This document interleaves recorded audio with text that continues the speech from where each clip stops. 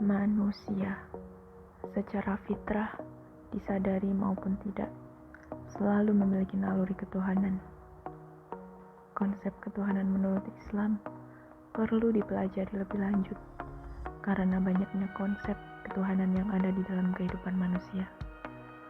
Pengalaman-pengalaman dan cara berpikir manusia yang semakin kompleks membuat manusia mempunyai konsep-konsep sendiri tentang ketuhanan yang mereka yakini. Padahal dalam Islam, konsep ketuhanan yang benar hanyalah yang berdasarkan Al-Quran dan As-Sunnah, bukan konsep ketuhanan yang dibuat oleh manusia. Memahami Tuhan yang Maha Esa dan ketuhanan adalah kewajiban bagi umat beragama. Sebagai umat muslim, tentunya harus menjalankan sholat 5 waktu sehari semalam. Kewajiban sholat 5 waktu ini pula adalah salah satu rukun dalam Islam dan diketahui oleh semua kalangan, sehingga tidak boleh ada satupun muslim yang mengingkari kewajiban sholat tersebut.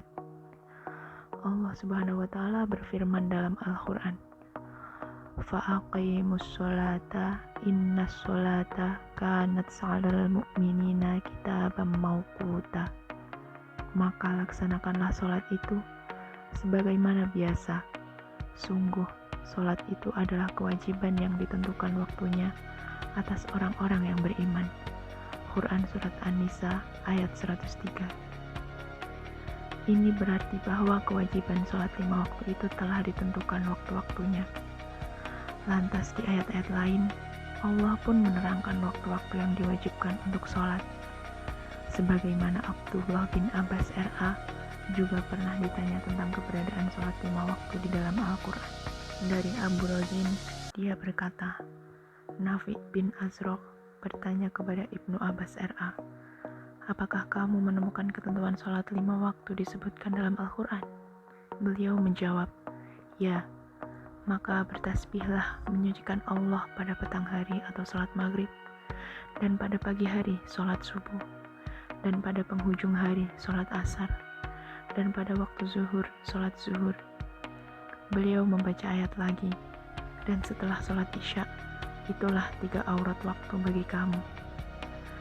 Selain itu, kita juga perlu menunjang ibadah kita, yaitu dengan membaca Al-Quran. Al-Quran adalah kitab suci yang diturunkan Allah kepada Nabi Muhammad SAW sebagai salah satu rahmat yang tidak ada taranya bagi alam semesta.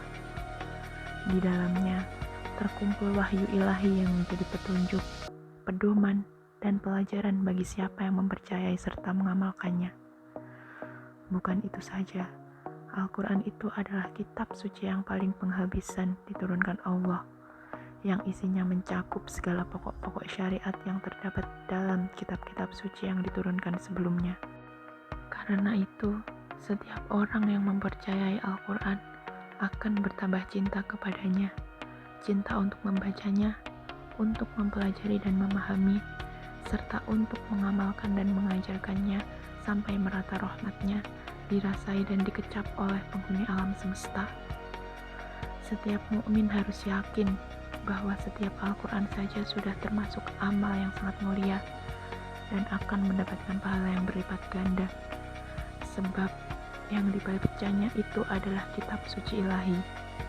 Al-Quran adalah bacaan yang paling baik bagi seorang mukmin, baik dikala senang maupun susah, dikala gembira ataupun sedih. Malahan, membaca Al-Quran itu bukan saja menjadi amal dan ibadah, tetapi juga menjadi obat dan penawar bagi orang yang gelisah jiwanya.